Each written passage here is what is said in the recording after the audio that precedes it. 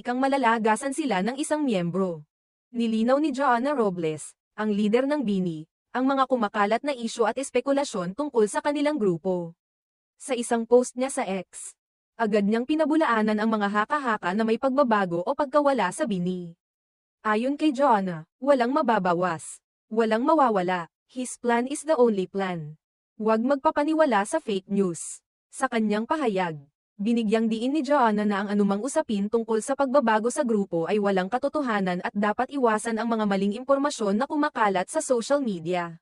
Dahil dito, nagbigay ng mga reaksyon ang mga netizens, at marami ang nagpahayag ng suporta kay Joanna at sa grupo. Isa sa mga komento ay nagsabi, "Those are troll accounts. Lumalaganap na naman sila because of election season na. Nagpaparamdam na sila. Naka-private sila. Awayin ko sana ha ha ha." Ipinapakita ng komento na ang mga isyu at maling balita ay